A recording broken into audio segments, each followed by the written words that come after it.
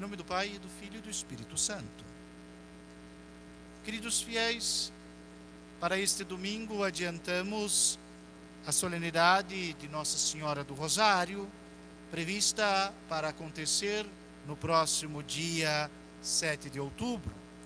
O fazemos para que possamos dar a devida honra a tão importante solenidade, visto que acontecerá num dia de férias, num dia de trabalho, de atividades. O domingo, 17º depois de Pentecostes, se agrega como segunda oração desta missa o Rosário de Nossa Senhora, que poderia ter, nesta oração, tão predileta entre todas, das orações que a Mãe Igreja nos dá, é ao mesmo tempo complexa e simples. Poderíamos, se fôssemos usar a fórmula mais histórica, dizer que o Rosário nasce para que possamos ter alguma participação naquele ofício divino rezado pelos monges, pelos cabidos, pelos padres. O saltério rezado, professado nos mosteiros, no coro das catedrais, nos presbitérios das igrejas. Alguns mais audazes podem dizer que o rosário é a oração dos analfabetos, dos não instruídos, que não podendo participar do ofício, por ser complexo e exigir leitura, tomam esta forma de oração humilde, associando-se àquele. De fato, as 150 Ave Marias que recitamos em um rosário querem nos lembrar os 150 salmos que recitamos no saltério. Mas mesmo os monges mais piedosos, os cônegos mais devotos, mais assíduos ao seu ofício divino e à sagrada missão que receberam em sua profissão religiosa e em sua ordenação, não deixam de rezar o terço. O rezam e o rezam sempre. Neste caso, a devoção não vem como um consolo da liturgia, mas vem como parte integrante da devoção e da piedade do fiel. Seja ele em qual grau for, uma criança que mal aprende a balbuciar as Ave Marias e os Pai Nossos, acompanha seus irmãos mais velhos, seus pais, na oração do lar. Nos seminários se entoa o terço, ou por vezes o rosário inteiro, em coro ou em particular. Mesmo os diáconos, os sacerdotes, os monges, os bispos e os papas não se apartam do seu terço, rezando o seu rosário e tendo como devoção particular de maior apreço entre todas as outras. Uma novena o fazemos na proximidade da solenidade de um santo de devoção ou do patrono da igreja em que estamos, em que nos fazemos parte. Uma devoção particular, como a Quaresma de São Miguel, tem data marcada para começar e terminar. E estas devoções, novenas, orações particulares, exercícios espirituais, nos fazem tão bem. Não devemos jamais abandoná-los, mas trazê-los na oportunidade de cada situação da vida. Porém, o terço, o rosário, nos acompanha todo o ano. Nos acompanha do Advento até o Natal, do Natal à Quaresma, da Quaresma à Páscoa, e depois da Páscoa a Pentecostes e depois de Pentecostes. Sempre está ali, constante, firme. Parece que se torna a matriz de todas as devoções. e se olharmos com atenção, congrega toda a teologia, congrega todo o mistério da redenção, congrega em si a sinceridade, a piedade do coração. Nos aproximamos da mãe, a mesma que ele nos deu. E nos aproximamos dela com uma antífona construída através de séculos, que está desde o princípio do mistério da encarnação, no Evangelho que hoje a Sagrada Liturgia nos reserva. Ave Maria. Ave Maria sai da boca de São Gabriel, ecoa na criação e é destinado aos ouvidos de Maria. Ave Maria, cheia de graça, o Senhor está contigo. Esti gratia plena, Dominus tecum, que faz o coração da jovenzinha, tão pura e imaculada, entrar em uma angústia. O que quer dizer? Por que isto? Por que assim? Qual o significado destas palavras? Pois um anjo não é enviado para qualquer coisa, mas para coisa importante. A mais importante da história.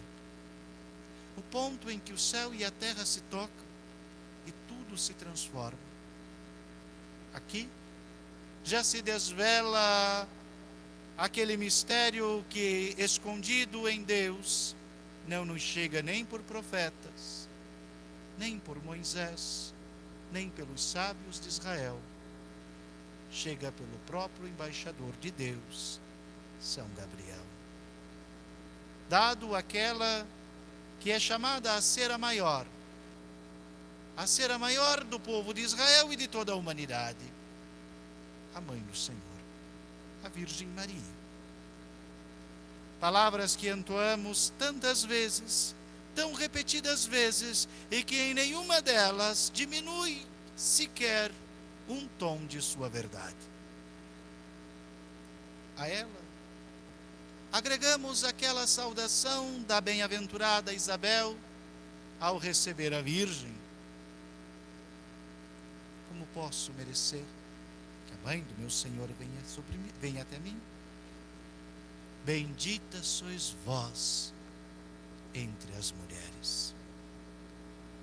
Isabel, repleta do Espírito Santo, tomada de uma graça sobrenatural,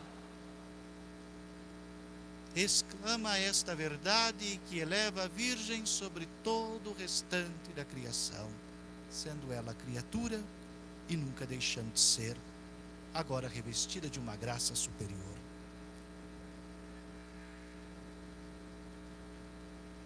Quando pensamos neste mistério e concluímos que a segunda parte, a Santa Maria, Mãe de Deus, rogai por nós pecadores, é a súplica mais sincera que um filho católico pode fazer à Virgem Mãe da Igreja, percebemos que aqui não tem nada de estranho do mistério da revelação divina, mas se agrega em perfeição. Esta antífona, entre todas a predileta, torna-se a conta do rosário, repetida e repetida e repetida. A oração que nos fará medir de 10 em 10 será aquela mesma que o Senhor nos ensinou. E desta, convenhamos, não há nada que possamos aqui duvidar de sua autoridade, de sua importância.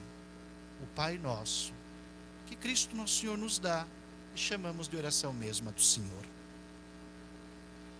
Para que meditássemos bem, para que nossa consciência não se perca, mas possa contemplar o mistério tão profundo em todos os seus aspectos, a Mãe Igreja nos estabelece 3 prismas, dividindo-os em 5.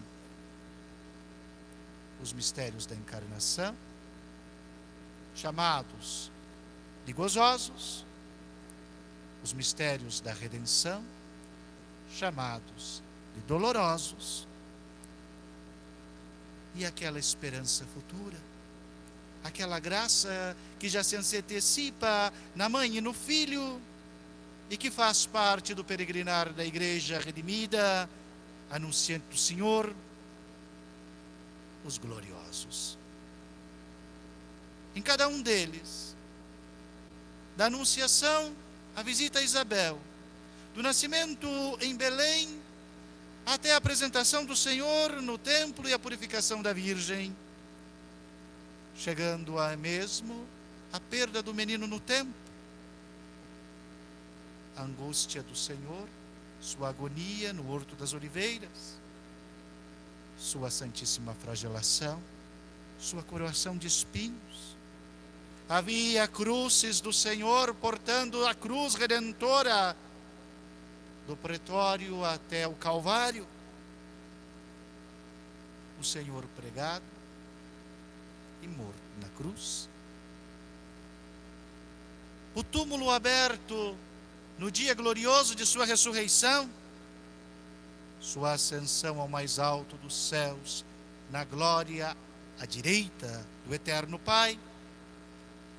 A descida do Espírito Santo sobre a igreja reunida em torno de Maria Santíssima, orante com aquela que é modelo de oração, mãe intercessora nossa. A Virgem que é elevada aos céus, terminado tudo, até o fim, o seu faça-se em mim segundo a tua palavra, para o Cristo e para o corpo peregrino de Cristo, que é a Igreja, agora recebe a sua recompensa, o amor da Trindade, a vida na Trindade, elevada em corpo e alma.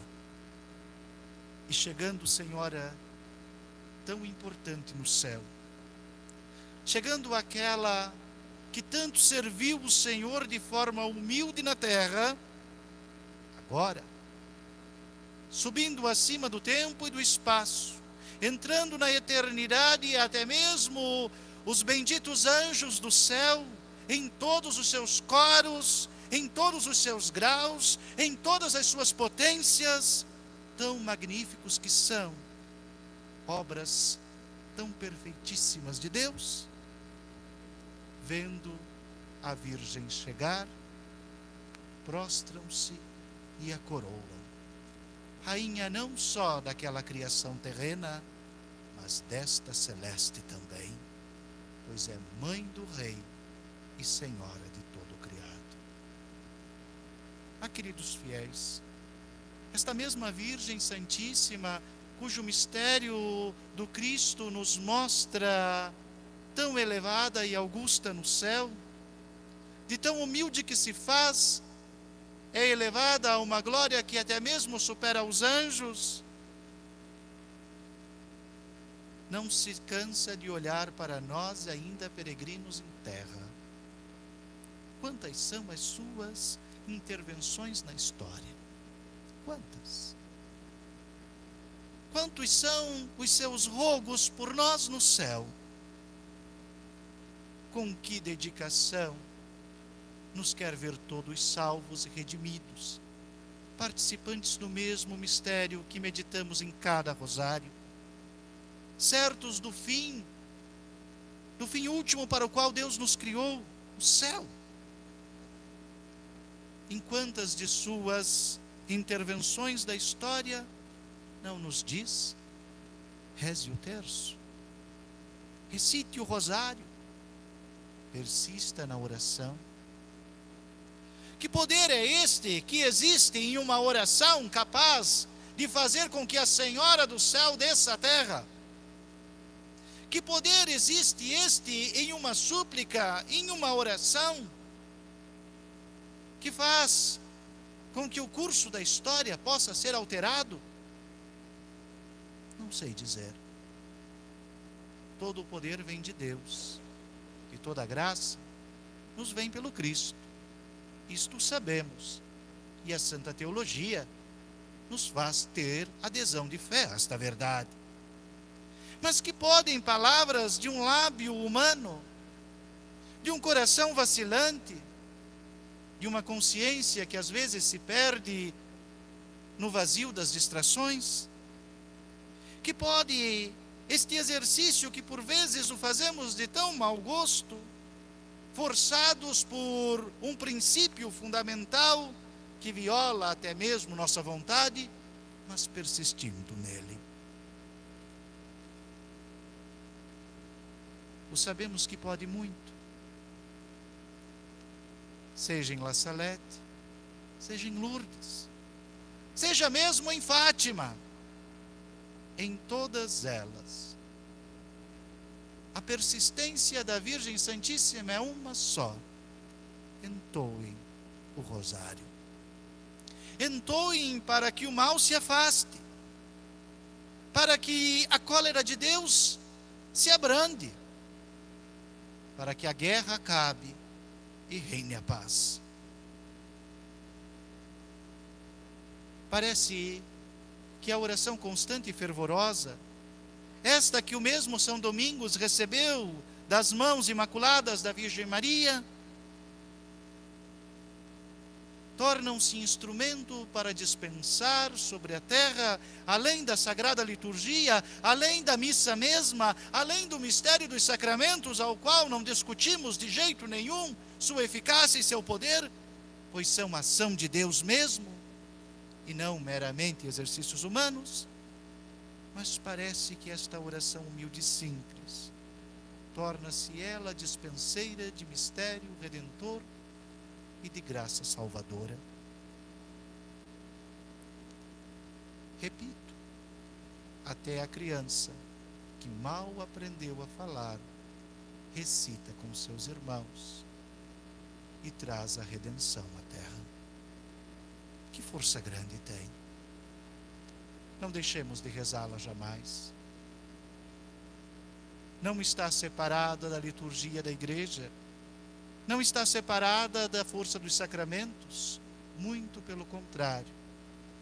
Parece que nos faz aproximar mais da grande graça que nos vem do Cristo no mistério de sua igreja.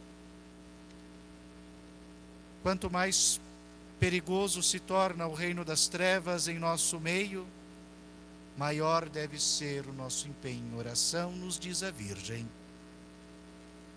É preciso rezar o terço sempre, com devoção e piedade.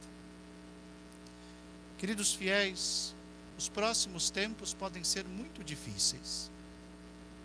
E se prestarmos atenção, parece que tudo caminha para ficar mais difícil.